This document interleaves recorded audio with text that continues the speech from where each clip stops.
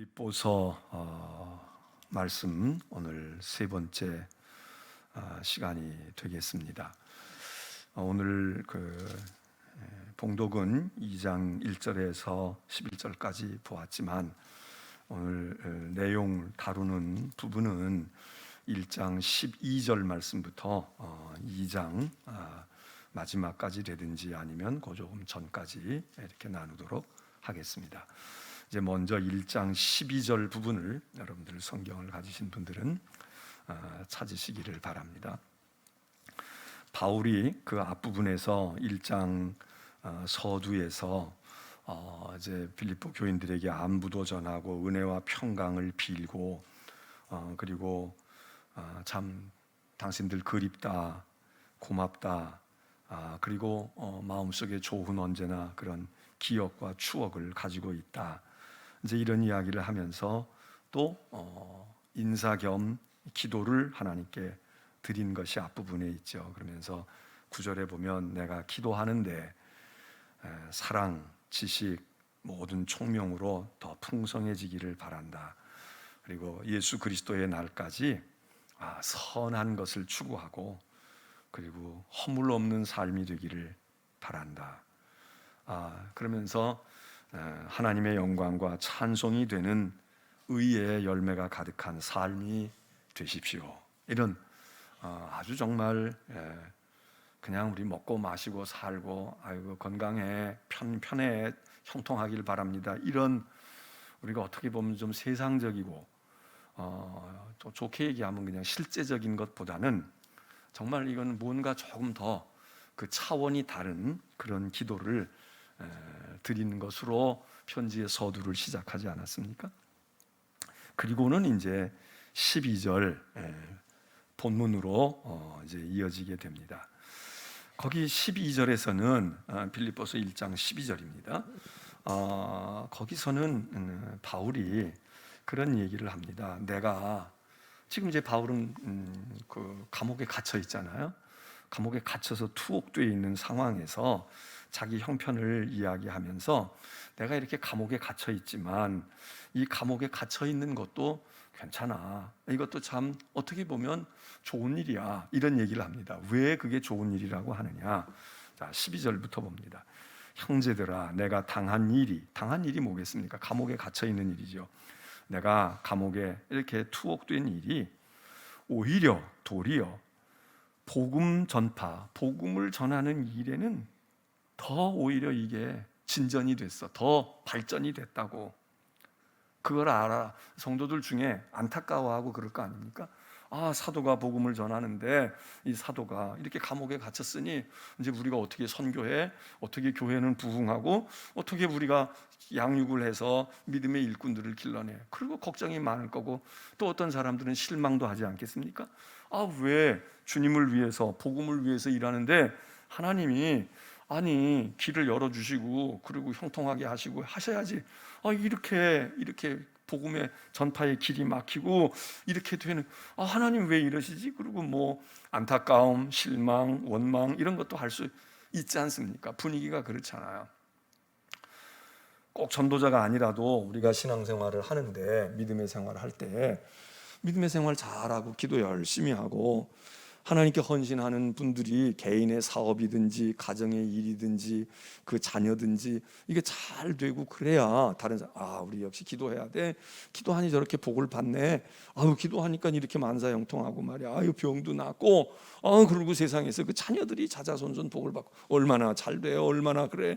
그러니까 우리 역시 기도 여러분 이러면 전도도 얼마나 쉽겠고 우리가 세상에 나가서도 가슴을 펴지 않겠어요. 근데 바울이 감옥에 갇혔다 이거야. 예? 그리고 믿음에 충성스러운 장로님, 권사님들이 말이야. 그냥 세상에서 어려운 일을 겪어.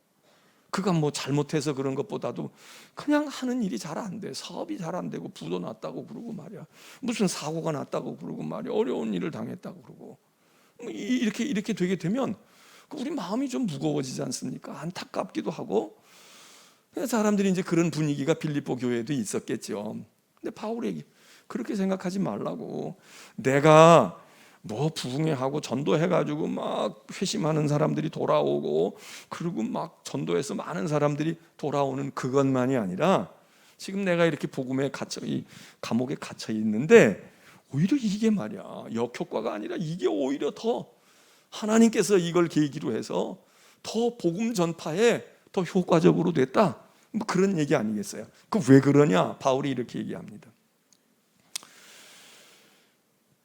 14절에 형제 중 말이죠, 믿음의 형제들 가운데, 믿는 이들 가운데, 또는 같은 동료 전도자들 가운데서 다수가, 많은 사람이 나로 내가 감옥에 갇혔다는 것 때문에 두려워하거나 뭐 실망하거나, 야 이건 뭐야, 예수 믿어 전도해도 소용없고 주의 일 해도, 이렇게 생각하지 아니하고, 내가 감옥에 갇혔다는 이야기를 듣고 주 안에서 신뢰함으로 겁 없이 하나님의 말씀을 더욱 담대히 전하게 되었다. 겁날 뻔하잖아요. 아이고 나도 붙들려 가면 어떡해, 나도 이렇게 하면 어떡해. 그런데 그렇지 않았다. 이거 다수가, 안 그런 사람도 물론 있고 움츠러드는 사람도 있지만 오히려 더 많은 사람이 자극을 받았어. 그래서 사도가 그랬어. 그러면 이제는 우리가 해야지, 내가 해야지.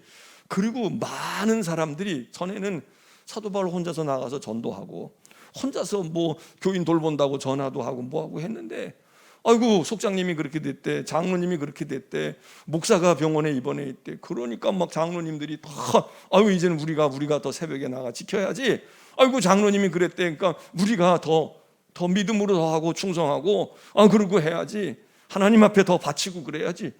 그리고 많은 사람들이 더 분발하게 됐다 그거죠. 이거 가능하거든요.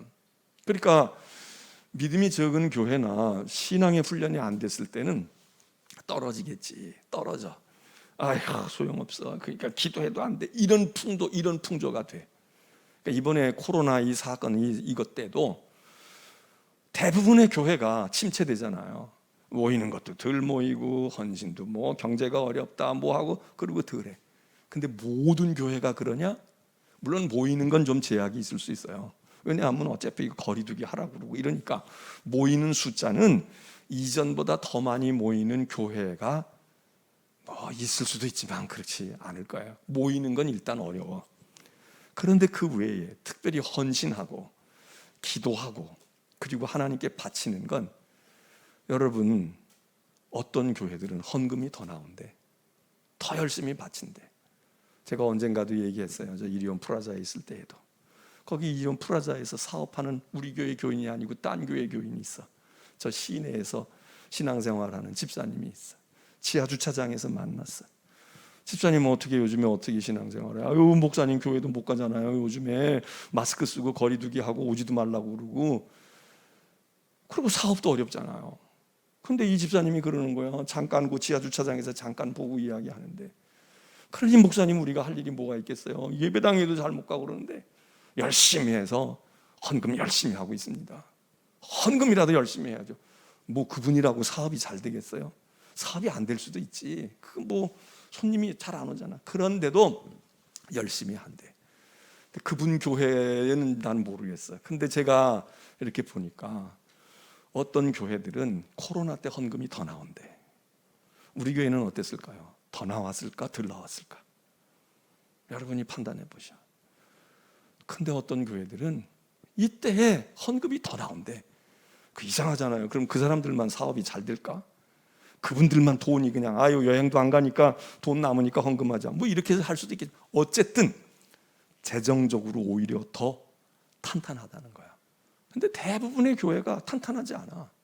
일단 교회 안 오니까 헌금도 안 나오고, 뭐 온라인으로 보낸다 어쩐다 그러지만, 역시 교회 오면서 내든지 교회 오고 헌금은 따로 하더라도 해야지. 교회에 못 오는데 헌금하는 분들 많지 않아요. 그렇게 하는 분들도 그 믿음이 있는 분들이지. 우리도 그런 분들이 있어요.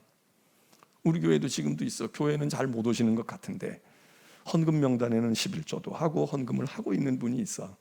여러 가지 이제 뭐 사정도 있고 또 건강 문제도 있고 이러지만, 그건 많지 않다고. 그리고 여기 보면 바울이 감옥에 갇혀 있는데 막 다른 사람들이 분발하는 거야. 야 사도가 이렇게 하니까 이건 되는 교회죠. 이거는 좋은 신앙의 공동체지. 장로님이 몸이 불편해서 못 나와, 연세 높으신 권사님이 못 나와, 그러면 그 혈육의 자식들이 됐든 그 속회에 뒤따라오는 선교 회원들이 됐든, 야, 그 권사님이 평생 그랬는데 이제는 우리 차례야, 우리가 해야지 말이야. 그 할머니 권사님이, 어머니 권사님이 말이야, 7, 80 권사님이 그렇게 해야 돼. 오늘 새벽에도 제가 손들어 보라고 했잖아요. 새벽기도 온 분들 손들어 보라고 했어. 그랬더니 제가 예상은 했지만 실제로 해보니까 더 그렇더라고. 70대, 80대가 제일 많아. 새벽에 나온 분들이 7, 80대가 제일로 많아. 그리고 60대 손들었더니 60대가 그 다음으로. 물론 70대, 80대는 사실 몇 분 안 계시거든. 그러니까 70대가 주지. 그리고 80대 몇 분 있는데 어쨌든 7, 80대 이상 새벽 기도가 쫙 보니까 뭐 아마 한 25%, 30% 되는 것 같아. 야, 놀라운 겁니다. 여러분, 7, 80대 새벽에 새벽 기도 한다. 이게 맘먹는다고 되는 게 아니에요. 건강하다고 되는 게 아니에요. 집 가깝다고 되고 뭐 먹고 살만하다고 되는 게 아니야. 대단한 분들이에요. 60대가 그 다음이야. 60대. 그리고는 60 이하, 그러니까 60년이잖아. 0살서부터 59세까지니까 여기 손들어 보라고 했더니 내가 일일이 다 세보지는 않았지만 전체 비율로 따져서, 새벽기도 온 비율로 따져서 25%가 채 안 될 것 같아. 이거 얼마나 슬픈 현실이에요. 아무리 인구가 지금 우리가 이렇게 역삼각형으로 준다고 해도, 아니 7, 80대가 제일로 많고 새벽기도. 그리고 60대, 여기는 이제 10년 단위로 묶었지만 60대가 청춘이야. 그러니까 60대가 거의 7, 80대 묶어놓은 거하고 60대가 비슷해. 이게 이 파트가 70% 이상 되는 것 같다니까. 70% 내지 75%야. 그리고 나머지 59살부터 0살까지 여기가 30%가 채 안 되는 것 같아. 이게 슬픈 현실입니다. 슬픈 현실이야. 이게 거꾸로 돼야 되잖아. 에? 그러면 야, 권사님이 한번 세상 떠나셨대. 아이고, 장로님이 이제는 못 나오시는군. 요즘에 우리도 장로님들, 원로 장로님들 못 오시는 분들 많잖아요. 세상 떠난 분들도 있지만, 그러면 그 자녀들이나, 내가 꼭 혈육의 자녀가 아니라도, 그래, 그 장로님 권사님들이 이렇게 하셨는데 이제는 우리 집사들이 해야지. 그럼 우리가 해야지.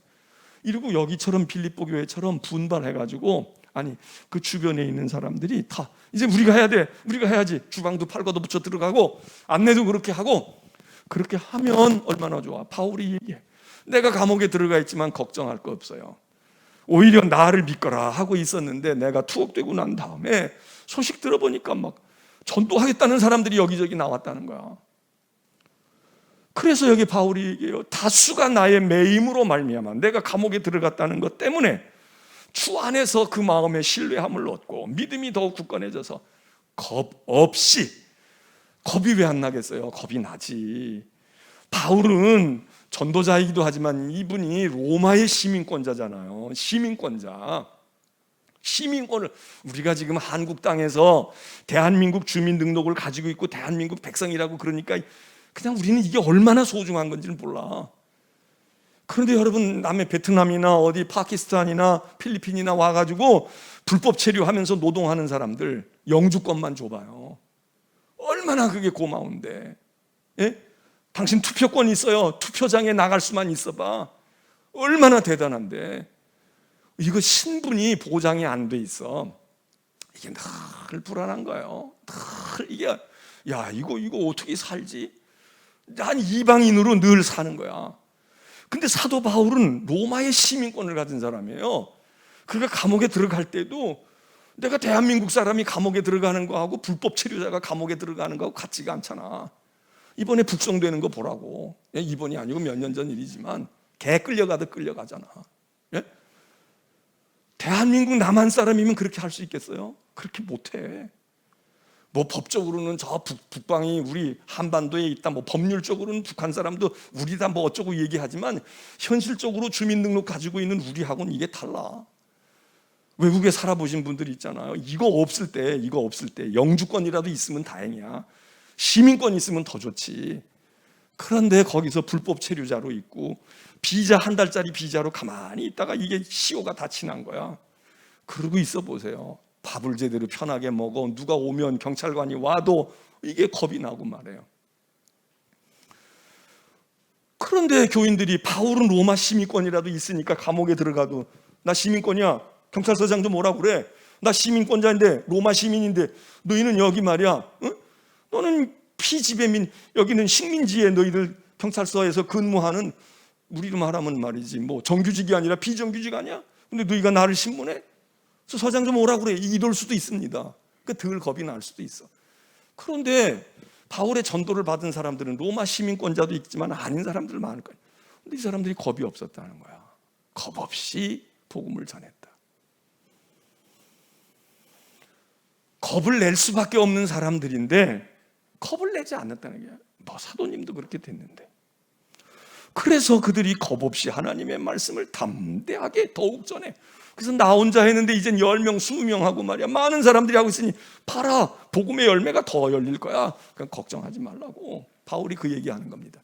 나 감옥에 gat혔다고 애처로워하지 말고 내 일가탄으로 해서 많은 사람들이 더 기도하러 나오고 말씀 전하러 하고 더 헌신하려고 하니까 그러니까 더 잘 됐잖아. 그러면서 15절에는 바울이 이야기해요. 그 중에 어떤 사람들은 그렇게 그냥 야, 사도님이 우리를 위해서 복음 전하고 우리를 생명을 주시고 복음으로 이렇게 했는데 이제 우리가 복음의 빚을 갚아야지, 이렇게 순수하고 좋은 동기로만 하는 게 아니라 어떤 사람 중에는 복음을 전하고 하기는 하는데 이런 마음이 있다는 거야. 시기하고 진투하는 마음이 있었다. 예를 들어서 목사야. 그 목사가 목회를 열심히 해야지. 교인들이 열심히 돌. 근데 옆에 교회에 있는 목사가 어떻게 병들어서 죽었거나 아니면 뭐가 잘못돼가지고 교회가 시험에 들었어. 그러니까 옆에 이 목사가 말해요. 아이고 안 됐다. 그리고 그 교회도 빨리 안정이 되고 이러고 기도하는 게 아니라 그 교인 빼올 생각하는 거야. 저 교회가 저렇게 되고 분쟁이 났다는데 살살 교인들 보내가지고 말해. 아이고 그게 교회가 아이고 나도 목사지만 그런 목사 밑에서 당신들 드시는 그게 목사.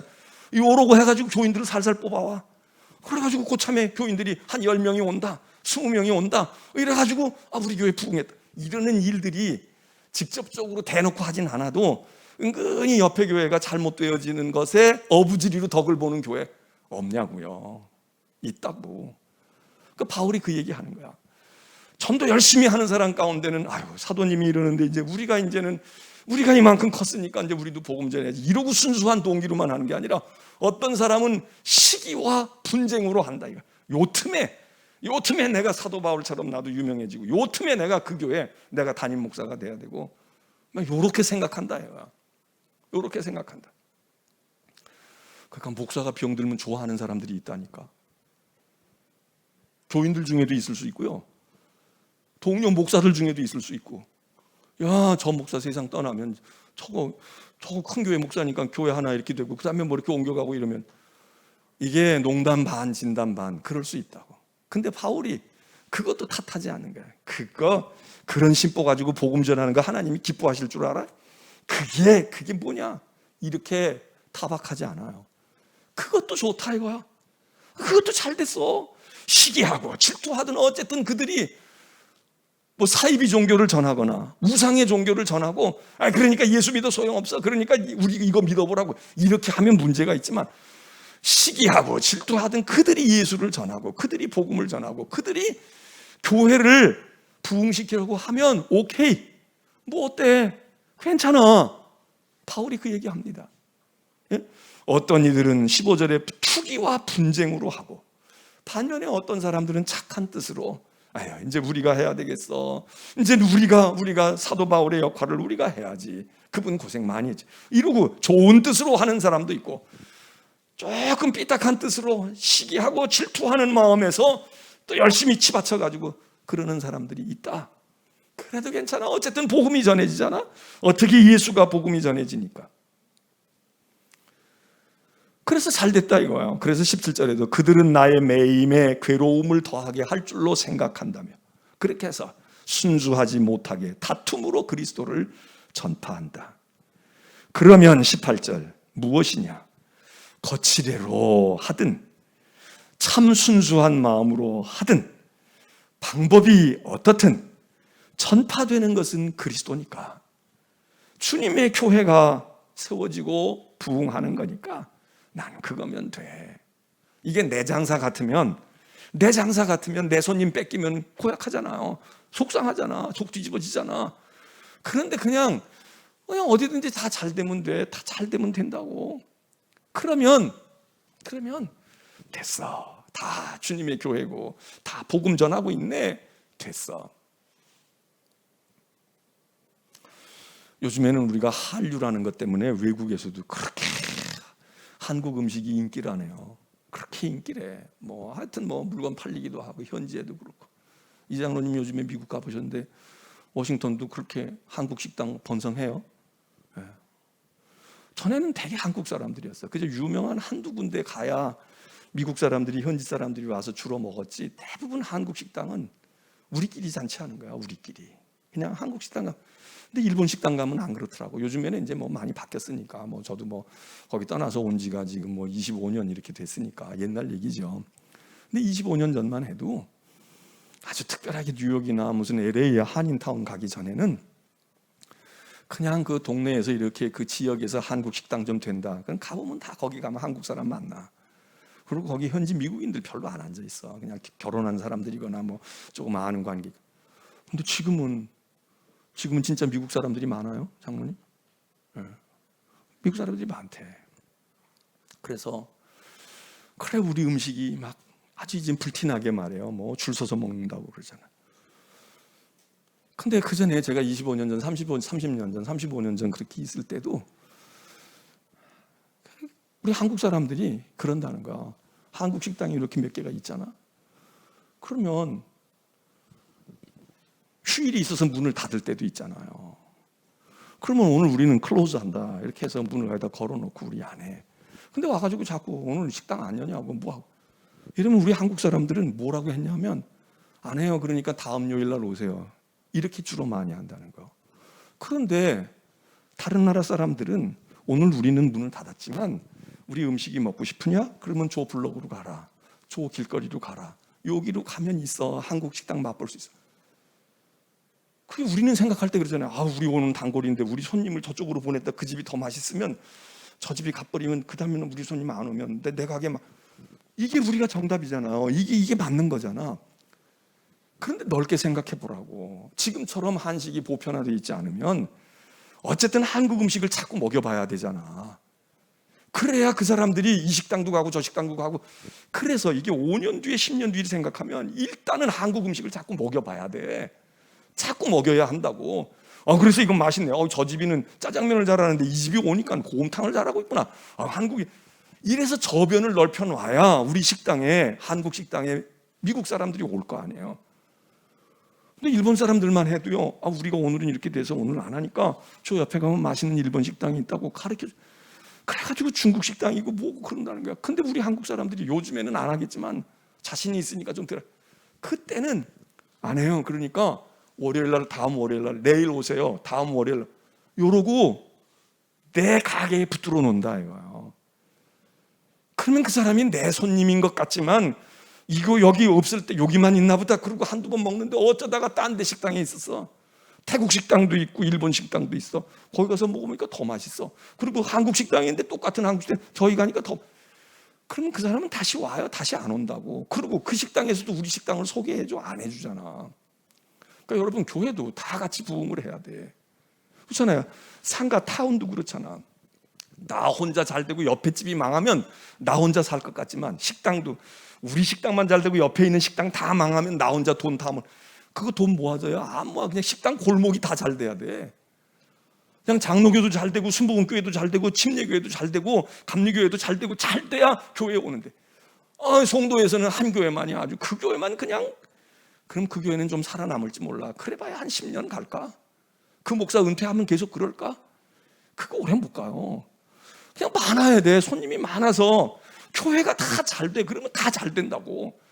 근데 어떤 교회만 하나 잘 된다. 이건 이상한 거예요. 잘못된 거야. 부흥 안 하는 교회가 잘못될 수도 있지만 부흥하는 교회도 잘못된 거야. 왜? 그거 오래 못 가요. 뭐 얼마나 오래 갈 건데? 한 30년 가? 어린 반푼을 수도 없어요. 그 다음에 더 큰 교회 들어오면 그 교회는 그냥 또 그냥 폭삭 망하는 거야. 바울이 지금 그 얘기하는 거야. 그냥 무슨 방도로 됐든지 간에 어떻게 됐든지 간에 그리스도가 잘 되면 되는 거지. 뭐 감리교회가 잘 돼야 돼? 장로교회가 잘 돼야 되냐고. 우리가 장로교 장사하고 순복음 장사하는 거예요. 예? 그리스도의 교회가 이단이 아니면 신천지가 잘 되면 곤란하지. 그렇지만 그리스도의 교회가 잘 돼야 그 송도에 있는 교회들이 부흥하면 우리 교회도 덩달아 부흥해. 우리가 부흥하면 송도에 있는 교회들도 부흥해야 돼. 근데 우리만 부흥하고 다른 교회는 다 죽었다. 이거 한국 교회 문제가 지금 여기 있거든. 미국도 마찬가지예요. 큰 교회들은 지금 그나마 구라파는 뭐 큰 교회고 적은 교회고 지금 다시 들어서 문제가 크지만 미국은 그래도 거점 교회들이 있다고. 그 교회들은 한국 교회보다 더 많이 모여요. 더 열심히 해. 한국 교회보다 더 뜨거워. 복음에 대한 순전함과 아주 보수적인 것도 더 강할 수 있어. 근데 그게 몇 개 안 되거든. 몇 개 안 된다고. 이 골고루 다 돼서 그냥 지금 한류가 왜 퍼져요? 한국 음식이 맛있다는 거야. 한국 특정한 식당 하나가 맛있는 게 한국 음식 자체, 한국 음식의 문화 자체가 맛있어. 그게 괜찮은 거야. 건강식이야. 이러니까 파리에서도 런던에서도 뉴욕에서도 워싱턴에서도 말이에요. 그렇게 되는 거지. 어떤 식당 하나만 잘 돼가지고 얼마나 잘 될 건데. 그 바울이 그리스도가 전해지면 되는 거지. 그리스도가 전하면 되는 거고 그리스도가 중요한 것이지 복음이 전해지면 되지 않냐. 복음이. 그래서 여기 바울이 지금 담대하게 그렇게 얘기를 합니다. 그냥 시기로 했던 질투로 했던 복음 전하고 예수 전하면 나는 기뻐, 나는 됐어. 당신들도 분발하고 말이야. 옆에 조금 시기하고 질투해가지고 요참이다 그러고선 말이야 뭐 뺏어가려고 그래도 괜찮아. 그러면서 바울이 19절에 이게 너희의 간구와 예수 그리스도의 성령의 도우심으로 나를 구원에 이르게 할 줄 알기 때문에 내가 온전히 담대하여 나는 감옥에 갇혀있다 죽어도 괜찮아. 나 여기서 풀려나가도 괜찮고 여기서 못 나가도 괜찮고 살아도 괜찮고 죽어도 괜찮고. 이게 바울의 아주 유명한 이게 인생관이자 이게 사명관인데, 그래서 20절 보면 지금도 전과 같이 온전히 담대하여 내가 감옥에 갇혀있지만 내가 담대한 것은 살든지 죽든지 내 몸에서 그리스도가 존귀하게 되면 돼. 내가 여기 갇혀가지고 그리스도가 존귀하게 여러분들이 열심히 해가지고 존귀하게 그거 좋잖아. 그래서 나는 내게 사는 것이 그리스도니 죽는 것도 유익하다. 내가 살아있다고 하도 내가 살고 내 이름이 남는 게 아니라 나를 통해서 그리스도가 나타내 보이시고 그리스도가 돋보이는 거야. 그리고 내가 죽는 건 그리스도를 위해서 죽는다 그러면 또 그리스도가 또 돋보여. 그러니까 나는 살아도 그러고 죽어도 그러고 다 유익해. 난 다 좋다고. 그래서 22절에 바울의 유명한 고뇌를 이렇게 얘기해요. 내가 무엇을 택해야 하는지 난 알지 못하겠다. 무엇을 택해야 할지 난 알지 못하겠다. 이래도 괴롭고 저래도 괴롭고 그러니 내가 살 수도 없고 죽을 수도 없고 난 살아도 문제고 죽어도 문제고. 되게 이래서 고민이잖아요 우리가. 이래서 고민이라고. 맛있게 먹으면 살이 쪄가지고 몸이 무거워져서 비둔해져가지고 이게 또 뭐 그냥 성이 또 안 먹고 비실비실해가지고 힘이 없고 단백질이 없어가지고 뭐 근육이 빠지니 무슨 뭐가 어떻게 뭐 체성분이 어떻게 됐네. 이러면 안 되는데 이걸 또 좀 먹으면 먹으면은 먹어서 이게 힘만 되는 게 아니라 이게 또 관절에 무리를 주고 이거 먹어야 돼 말아야 돼요. 어떻게 해야 돼? 우리 이게 고민인데 바울은 얘기해요. 난 먹어도 좋고 안 먹어도 좋아. 난 살아도 좋고 안 좋아도. 내가 고민이야. 살아야 되나 죽어야 되나 똑같이 고민하고 있는데 우리는 살아도 이게 걱정이라서 고민이고 죽어도 이게 또 이거 억울하고 이렇게 허무할 수가 있을까 이래서 고민인데 바울은 똑같은 경우를 놓고 난 살아도 너무 좋고 죽어도 좋을 텐데 나 어떻게 해야지? 살아야 돼? 죽어야 돼? 이게 바울의 태도다 이겁니다. 고민이지. 똑같이 고민을 하고 있어. 근데 바울은 행복한 고민을 하는 거야. 난 사는 건 이래서 좋고 난 죽으면 이래서 좋은데, 우리는 살면 이래서 좋은데 이게 또 걱정이고 죽으면 이래서 좋고 이래서 또 고민이고. 바울이 살아도 좋고 죽어도 좋은데 난 너무 행복해. 근데 난 뭐 어떻게 해야 되냐? 그래서 바울이 이렇게 얘기를 해요. 나만 생각하면, 이게 우리하고 반대잖아요. 나만 생각하면 난 죽고 싶다. 그 죽는다면 이렇게 해서 죽는 게 아니라 하나님이 나 데려가시면 좋겠어. 그냥 주님과 영원히 거하고 걱정도 없고, 그 주님 안에 내가 주님 품에 있고 주님이 나와 함께 계시고. 그러니까 나만 생각하면 그냥 나보고 네가 그냥 딴 거 신경 쓰지 말고 선택해봐. 그럼 바울은 지금 이 순간 하나님이 나를, 내 영혼을 이 감옥에서 그냥 데려가십시오, 그러고 싶다는 거예요. 근데 바울이 또 무슨 생각을? 근데 나 생각하지 않고 주님 생각하고 당신들 생각하고 세상 사람 생각하면 나 같은 무지랭이 같은 거라도 조금 더 있으면서 복음도 전하고 당신들에게 천국의 기쁨도 얘기해주고 예수님의 사랑도 전해주고 또 주님의 일을 내가 요만큼이라도 할 수 있으니까 내가 힘들어도 그냥 그것도 참 좋을 것 같아. 근데 나만 생각하고 너 좋은 것만 해, 딴 거 신경 쓰지 말고 너 편한 것만, 난 하나님께 가는 게 좋아. 이 세상 떠나는 게 좋겠다. 여러분, 우리하고는 정반대 아닐까요? 우리하고는 정반대 아니야? 우리하고는 정반대야. 에? 우리는 그냥 나만 생각하면 더 오래 살고 싶고, 나만 생각하면 그냥 이 세상 거 다 가지고 싶고, 나만 생각하면 그냥 그래. 근데 그냥 세상이 너무 고달프고, 그러니까 이럴 바에는 내가 차라리 그냥 하나님 나 데려가신 게 돼. 되게 믿음 좋은 분들이 얘기할 때도 난 너무 주님과 같이 있는 것이 행복하고 좋으니까 나를 데려가세요. 난 목회고 뭐고 주님이 나 그냥 설교하다가 딱 데려가시면 좋겠어요. 이런 것보다는 우리가 주님 앞에 가는 것도 좋아요, 데려가세요, 이럴 때가 언제야? 우리가 기진맥진할 때야. 실패하고 나이 먹고 그리고 막 여기저기 안 쑤시는 데가 없고 너무너무 사는 게 힘들고 그냥 통증이 계속 오고, 그러니까 그때쯤 우리가 이제 얘기하는 거야. 주님이 이렇게 사는 것보다는요, 제가 하나님 영광 가리우고 자꾸 불평하고 인상 찌그러지고 그러니까 주님 이제는 절 데려가세요. 그냥 너무 아파요. 그러니까 데려가세요. 요게 솔직히 많지 않아요? 만약 우리가 펄펄 날아다녀, 그냥 돈도 그냥 쏠쏠이 그냥 쓰는 것보다 벌리는 게 더 많아. 그리고 그냥 막 세상 재밌고 그냥 식욕이 동해가지고 그냥 있는 것마다 그냥 먹어도 소화 잘 되고 그냥 점점 더 건강해지고 점점 더 피부가 뽀동뽀동해지고 그냥 화장 안 해도 그냥 얼굴에서 환한 빛이 나고 그러면 주님 이제 나 좀 빨리 데려가세요. 난 주님께 그럴 수 있는 사람이 있을까요? 그 아픈 것도 좋은 거야. 왜냐하면 우리가 아프지 않으면 천국 갈 생각을 안 해. 그 막 아프고 자도 아프고 깨어나도 아프고 괴롭고 하나님 이제는요 저 그만 살고 싶어요. 이제는 천국 가고 싶어요. 솔직히 많다고. 그런 경우 우리가 살만한 동안에는 천국 가고 싶다 소리 잘 안 해. 근데 여기가 이제 끝난 것 같아. 이 다리 가지고 걷지도 못하고 오라는 사람도 없고 갈 데도 없고 돈도 떨어지고 남한테 애들한테도 신세지고 그리고 자꾸 얼굴도 초췌해지고 하나님 더 추한 꼴 보기 전에 나를 데려가십시오. 솔직히 그거 아니냐고. 근데 바울은 그렇지 않았다니까. 바울은 그렇지 않아요. 그게 바울의 신앙이 위대한 거지. 나는 솔직히 생각하면 나 지금 사람들이 사도님 어쩌고 그런 것도 난 그냥 주님과 함께 영원히 있으면 좋겠어요. 근데요, 혹시 주님이 보실 때 저 같은 게 그래도 할 일이 있어, 너 힘들지만 조금 더 십자가 조금 더 충성하라고, 그러면 제가 있어야죠. 그러니까 전 그래서 있으면 좋고요. 아니면 그냥 지금 여기 세상 좋은 것도 있어도 전 주님이 더 좋아요. 이게 비슷한 것 같아도 비슷하지가 않다고요. 비슷하지가 않아. 그 바울의 고민과 우리의 고민이 번지수가 달라.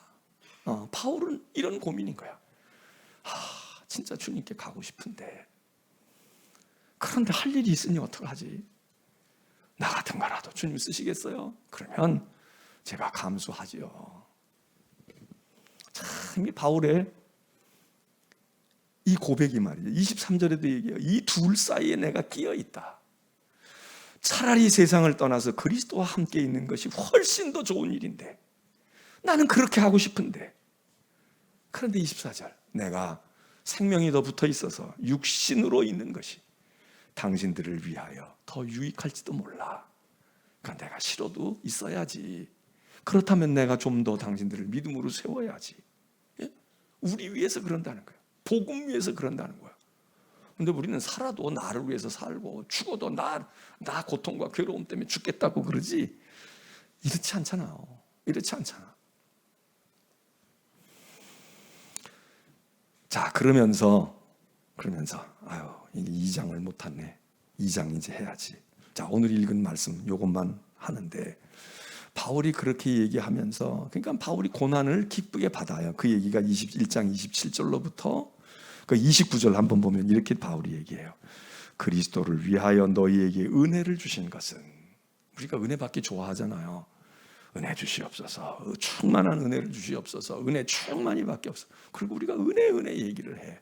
은혜 여러 가지로 해석할 수 있지만 어쨌든 우리가 보편적으로 좋아하는 은혜 그거야. 그런데 그리스도를 위하여 우리에게 왜 은혜를 주셨느냐? 믿음 좋아지라고. 그래서 믿음대로 되고 기도하는 대로 되는 그 믿음 되게 하기 위해서 은혜 주시기도 하지만, 바울이 얘기합니다. 또한 그를 위하여 고난도 받게 하려 하심이라. 자, 은혜가 중요한 것이고 필요한 것이고 우리가 사모해야 될 겁니다. 근데 우리는 이 은혜를 받아가지고 무언가 우리의 꿈이 이루어지고 무언가 우리가 잘 되고 무언가 우리가 풍성해지는 그 은혜를 생각해. 그래서 그 은혜, 이게 이제 우리의 믿음을 견고하게 하죠. 그러면 믿음대로 될 수 있어. 우리가 보통 생각하는 거 이거잖아요. 믿음대로 된다. 근데 믿음이 적어. 은혜를 많이 못 받아. 믿음이 좀 부족한 것 같아. 믿음대로 안 돼. 믿지도 않고. 근데 바울이 이거 있어. 믿음 줘. 그런데 하나님이 우리에게 은혜를 주신 이 못지않게 더 중요한 건 우리에게 은혜 받은 이들에게 고난을 감당하게 하려고, 고난의 삶과 길을 걷게 하기 위해서. 여러분, 우리가 이렇다면 은혜 사모하겠어요? 나 지금도 힘들어 죽겠는데, 지금도 내가 교회에서 헌신하고 세상에 나가서 주님을 섬기고 믿음으로 살아가는 게 너무 힘들어 죽겠는데, 그래서 내가 은혜가 적은 줄 알고 은혜 주십시오 그러면 내가 어떤 것든 잘 감당하고 그리고 믿음이 좋아져가지고 이렇게 된다고 생각해서 우리가 기도도 하려고 그러고 참으려고도 하고 우리가 헌신도 하고 그러는데, 사도 바울은 얘기해요. 은혜가 우리의 믿음을 견고하게 해서 믿음의 큰 그릇이 되는 것도 있지만, 하나님이 왜 우리에게 은혜를 주시냐? 너 고난 감당해. 은혜 없고 믿음 없는 사람 이거 못하거든. 그러니까 고난을 담당해. 너 고난해. 이게 뭐 결국 얘기하면 고난의 최고의 상징이 뭐예요? 십자가 아닙니까? 십자가죠. 우리가 이거 별로 흥미가 없다고요, 사실. 이것보다는 이 믿음 가지고 능력 받고 형통하고 풍성해지고 이거 많이 기대하잖아. 이거 좋아하잖아, 우리가. 그래서 안진뱅이도 벌떡벌떡 일어나고 말이에요. 뭐 치유의 역사도 나타나고 그냥 3층 전도 왔다 갔다 하고 말이에요. 이러는 거 좋아하잖아. 근데 오늘 바울은 여기서 얘기해요. 왜 하나님께서 왜 너희에게 은혜를 주시니 믿음 좋아지고 믿게 할 뿐만 아니라 그리스도를 위하여, 그분을 위하여 고난받게 하려고. 그러니까 은혜를 구하고 원하는 우리가 생각해야 될 것이 있습니다. 은혜 받아서 평안해지고 은혜 받아서 위로가 넘치고 은혜 받아서 소망이 넘치는 것도 중요하지만, 은혜를 주신 까닭은, 그래, 너 나하고 내 은혜에 동참하면 나와 더불어 고난도 함께 하는 거지. 그 생각한 거 아니야? 그래서 은혜 구한 거 아니야? 그리고 고난을 잘 받게 하려고 하신다는 거야. 그러니까 여러분들이 믿음의 생활 하다가 세상에서도 교회 안에서도 헌신하고 충성하다가 우리가 이렇게 내가 기도하고 이렇게 했는데 내가 좀 편안해지고 즐겁고 이래야 되는데 왜 이러냐? 이상할 것도 없어요. 왜? 여기 얘기하잖아. 은혜 받으면 고난이 온다니까. 밖에서 오는 박해도 있지만, 외부에서 오는 박해, 핍박도 있지만, 교회 안에서, 믿음 안에서, 내 심령 속에서 내가 고난이 있는 거야. 고난이 있다고. 근데 예수 믿고 그냥 평탄하기만 해. 나 예수 믿고 난 다음부터는 모든 게 다 물러가서 악귀도 물러가고 질병도 물러가고 그냥 다 나 괴롭히던 사람도 다 죽어 없어지든지 아니면 나한테 이제 번접을 못하든지 그래서 내가 그냥 모든 게 만사형통한. 이거 조금 생각해 봐야 돼요. 나 예수 믿으니까 너무 좋아. 너무 행복하고 말이야. 너무 전도할 때도 이렇게 전도하잖아요. 우리가 되게 그렇게 전도하지. 예수 믿으면 불같은 시험이 와 이러고 전도하면 오겠어요? 그러니까 그러지만 우리가 막상 은혜의 길로 들어오면 주님이 수고하고 무거운 짐진 자들은 다 고달픈 인생은 내게로 오라고, 내가 너희에게 쉬운 멍에를 주고 쉽고 가볍게 해줄 거야. 맞아요. 주님이 사기친 건 아니야. 그런데 막상 주님을 한 걸음 한 걸음 따라가다 보면 그동안 졌던 무거운 짐은 한쪽에서 벗겨지는데 슬금슬금 다른 짐이 우리에게 오잖아. 다른 게 온다고. 교회 안 다닐 때는 세상 것 때문에 근심하고 걱정했는데 교회 다니면서 내가 이러려고 교회 다녔나? 뭐 옛날에 어떤 우리 대통령이 내가 이러려고 대통령 됐나? 뭐 이런 얘기 한참 유행했잖아요. 아, 내가 이러려고 예수 믿었나? 내가 이러려고 이 교회 왔나? 내가 이러려고 직분 받았나? 직분 받아서 좋지. 은혜가 오고 그리고 무언가 깨닫고 마음에 기쁨의 샘이 있는데 그냥 마냥 기쁘고 마냥 좋기만 해. 내 짐이 덜어지면 이 짐이 하나님께서 걷어가시는 거지만 누군가가 이걸 가져가잖아. 교회 가서 편안하고 좋고 나한테 상냥히 인사하면 나는 인사받아 좋고 인정받아 좋고 나는 가면은 예배 잘 드리게 돼 있어 좋지만 이게 저절로 돼 있는 게 아니잖아요. 누군가가 와서 문을 열고 청소를 하고 불을 켜고 온도를 맞춰놓고 또 내가 거기 들어가면 그냥 은혜가 막 쏟아져. 그러면 찬양도 인도하고 누가 나와서 미리 준비도 하고 설교 준비도 하고 짐을 지고 있는 사람들이 있잖아요. 그래야 내가 편해지잖아. 그런데 그러다가 보니까 이제 나도 좀 그래야지. 내가 그렇게 해야지. 내가 저렇게 해야지. 어젠가 얼마 전에도 얘기했지만 어느 날 새벽 보니까 말이에요. 새벽에 어떤 교우가 제가 이렇게 나가는데 우리 교회 등록한 분도 아닌 것 같았어. 그러는데 쓰레받기를 들고 어디서 쓰레받기, 나도 쓰레받기가 어디 있는지 잘 모르는데 아마 화장실 들어가다 저기서 보셨나 봐. 그래 그날 막 비가 오고 바람이 불고 막 그랬는데 저기 밖에 뭐가 지저분하니까 이분이 새벽기도 끝나고 가다가 그거를 이렇게 해가지고 그래서 제가 아니 그거 어디 있는지 어떻게 아셨어요? 아유 그리고 어떻게 그렇게 그렇게 하셨냐 그랬더니 아유 그건 뭐 제가 여기 교회 이렇게 오고 기도하고 이러는데 여러분 얼마나 귀찮아요. 그게 내 교회라도 그거 신경 안 쓰고 그냥 드나들 수도 있어. 근데 이분은 그게 아닌 거지. 이게 주님의 교회고 내가 와서 이렇게 했으니까 이렇게 해야지. 이렇게 해야지. 교회를 돌보기도 하고 주의 종을 돌보기도 하고 이게 어떻게 보면 큰 건 아니지만 그것도 고난이잖아요. 자기가 힘들여야 되고 희생해야 되고 시간 써야 되고 신경을 써야 되고. 근데 그게 은혜다 이거예요. 그게 은혜야. 근데 은혜는 참 받고 뭐 신앙의 경험은 하고 마음의 체험은 있다는데 요거는 싹싹 피해가는 사람들이 있거든.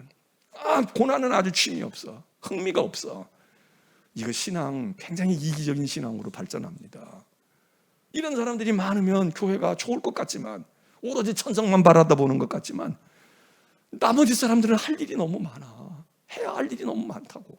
예? 그래서 바울이 얘기해요. 은혜, 고난도 받게 하려고 은혜 주시는 거다. 근데 이걸 우리가 잘 몰라. 그리고 별로 좋아하지 않아.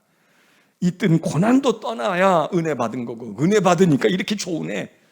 여러분 좋지만 않아. 자식을 결혼해서 아이를 낳으면 얼마나 좋아요. 좋기만 합니까? 좋기만 하냐고. 아무리 걔가 잘 자라고 순종하고 아무리 그래도 커지면서 고민이 돼. 이 아이 어떻게 길러야 되지? 애가 속속여서 그런 게 아니야. 어떻게 길러? 흰머리 하나 늘어. 먹는 거 하나 더 먹게 돼. 그러면 더 저 새들이 새끼가 커갈수록 부지런히 날라다가 먹여주듯이 우리도 그래야 되잖아요. 그냥 쬐끄맣게 그냥 한 움큼 가지고도 하루 종일 먹었던 애하고 크면서 뭣도 부리려고 그러고 뭐 옷도 하나 브랜드 있는 거 입으려고 그러고 말이에요. 뭘 어떻게 해달라고 그러고 우리 부지런히 나가서 물어와야 돼. 내 입에 들어갈 시간이 없어. 전에는 그냥 한번 대충 물어다 줘도 하루 종일 먹였는데 이놈이 커지면서 요구도 많고 채워줘야 될 것도 많고 그러면 기도의 분량도 많아져야 되고 우리가 실제로 사회활동 많이 해야 돼. 우리 힘은 빠지는데 나는 점점 체력이 딸리는데 그러다가 죽는 거지 뭐. 그렇잖아요. 뭐 짐승하고 우리가 다를 게 뭐가 있어. 그래서 새끼가 커져. 그러면 저 연어 같은 것도 어떤 물고기들은 그리고 새끼 낳고 그냥 죽잖아. 새끼 낳고 그냥 죽는 거야. 새끼 낳는 기쁨 길러보지도 못하고 그냥 새끼 낳고 그냥 그걸로 그 생애 끝 맨 마지막이 그걸로 장식. 그럼 그놈들이 그 영양분 속에서 커가지고 그 다음엔 또 태평양으로 나가고 말해요. 그래서 은혜를 우리가 왜 받느냐? 나 편하자고 나 편안한 것도 있지만 누군가를 편안하게 해주고 누군가를 이렇게 해주려고 하면 청소하는 분도 있고 사역하는 분도 있고 찬양하는 분도 있고 말없이 기도하는 분도 있고 또 아유 나는 이것도 저것도 잘못하고 난 사업에 매여 있는데 내가 그래도 하나님께 바치기는 해야지. 물질로 바치면 그것 가지고 어떻게 더 열심히 바치는 분들도 있고 다 달라요. 우리가 다 달라. 그걸 여러 가지 잘하는 분도 있지만 어떤 하나만 잘해도 그거 괜찮아. 딴 거는 아유 이건 또 딴 분이 이건 또 딴 분이. 그래서 은혜를 주시는 것은 고난을 받게 하려고 하십니다. 이게 어폐가 있는 것 같지만 맞잖아요. 그래서 고난도 받게 하려 하십니다. 그러면서 이제 바울이 얘기를 합니다. 이런 것에 가장 모델이 되는 분 예수 그리스도를 말해요. 빌립보서 2장에서 1절에서 11절 우리가 읽어서 오늘 이 얘기를 많이 못할 것 같긴 한데 예수 그리스도는 누구이신가? 예수님이 누구이신가? 사도 바울이 빌립보 교인들에게 얘기하는 겁니다. 우리가 은혜를 받고 이렇게 섬기고 뭐 하고 이렇게 하면서 우리들이 서로 그러니까 마음 하나가 돼 시기하고 질투하지 말고 다 주님을 위해서 일하는 거야. 너만 주님을 위해서 일하는 게 아니야. 다 주님을 위해 한 마음을 가져라 그 얘기 하잖아요. 마음을 같이 하고 2장 2절에 같은 사랑 가지고 뜻을 합하고 그래서 한 마음 품고 그래서 자꾸 허영으로 하지 말고 그냥 자꾸 목에다가 힘주지 말고 소리 높이지 말고 겸손한 마음으로 해. 그리고 남들 나보다 다 낫게 여기라고. 저 사람들 나보다 낫지. 나이가 어려도 나보다 낫고 연세가 들어서 비틀비틀하는 것 같아도 저분이 나보다 낫지. 남을 나보다 낫게 여겨. 낮아지게 여기는 게 그런 게 아니라 높여보라 이거죠. 나보다 훨씬 더 나아. 훨씬 더 나아. 그러면서 다른 사람들을 돌보고 어떻게 하면 다른 사람들에게 내가 도움이 될까? 그것이 기쁨이 되도록 해라. 그러면서 이야기합니다. 하나의 샘플을 얘기해. 그렇게 해. 그렇게만 하지 않고 너희 안에 이분을 품으면 될 거야. 그러면서 예수님을 말해요. 너희 안에 이 예수의 마음을 품어라. 예수님의 마음을 품어라. 그러면서 예수가 어떤 분인가를 설명합니다. 제가 오늘 이 얘기는 못할 것 같은데 자, 예수님을 본받고 예수님을 닮으면 그렇게 할 수 있다는 거야. 그리고 그분이 가장 그 모습에 최고의 이상적인 모습을 우리에게 보여주셨다. 그래서 이거를 일명 여기 바울의 그리스도론이라고 이야기해요. 그리스도가 누구이신가? 그리스도론입니다. 한마디로 남을 나보다 더 낫게 여겨라. 남을 나보다 더 낫게. 당신이 나보다 당신이 낫지. 생각도 깊고 마음도 그렇고 믿음도 그렇고. 이게 우리의 신앙의 말이죠. 굉장히 중요한 요소입니다. 그러니까 믿음의 생활하고 은혜를 아무리 많이 받고 믿음이 좋고 교회에서 일을 아무리 많이 하고 헌신을 많이 하고 자자손손 믿음의 가문에서 태어났어도 다른 사람을 나보다 이렇게 내려다보고 이렇게 내려다보면 그건 허당이다 이거야. 그건 허당이다. 여기 얘기해요. 예수님은 누구냐? 예수님은 겸손한 분이야. 그래서 빌립보서 2장에 그리스도론을 어떤 그리스도인이라고 얘기하냐? 겸손의 그리스도론. 겸손하다 못해. 겸손보다 더한 게 뭐예요? 겸손이 이렇게 낮아지는 건데 겸비의 그리스도론. 다시 말해서 겸손하고 자기를 비천하게 여기는 겁니다. 비하하는 거야. 그러니까 난 요런데 당신은 훌륭해. 요 정도가 아니라 나는 아주 형편없어요. 그래서 여기 낮아지고 종의 형체로 오시고, 이거 비하되는 거거든. 겸손해서 더 낮아지고, 나는 비천한 존재야. 예수 그리스도는 그렇게 하셨다. 겸비의 그리스도론. 이게 바울의 유명한 그리스도론입니다. 예수가 누구일까? 베드로는 이렇게 고백하잖아요. 주는 그리스도시요 살아계신 하나님의 아들이십니다. 이게 베드로의 그리스도론입니다. 주는 그리스도시요 살아계신 하나님의 아들입니다. 근데 바울은 빌립보서에서 그리스도는 누구냐?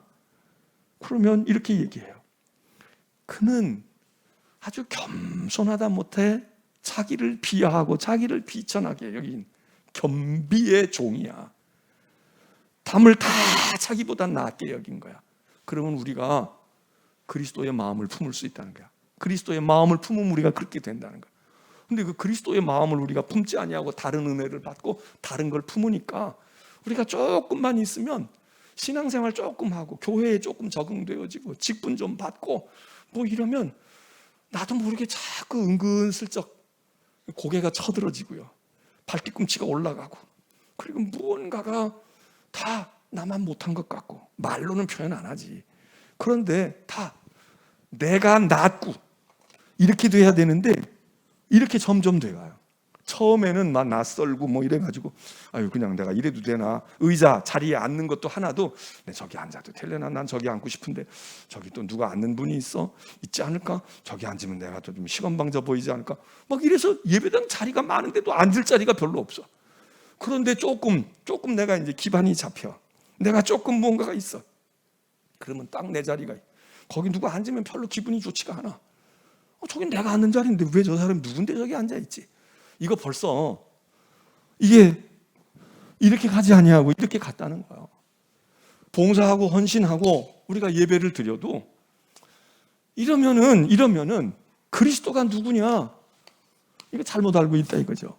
이게 바울의 유명한 그리스도론입니다. 이 다음 시간에 우리가 이 겸비의 그리스도론을 우리가 다 알고 있는 거지만 다시 한번 생각하면서 그 다음 말씀을 우리가 나누도록 하겠습니다. 자, 찬송을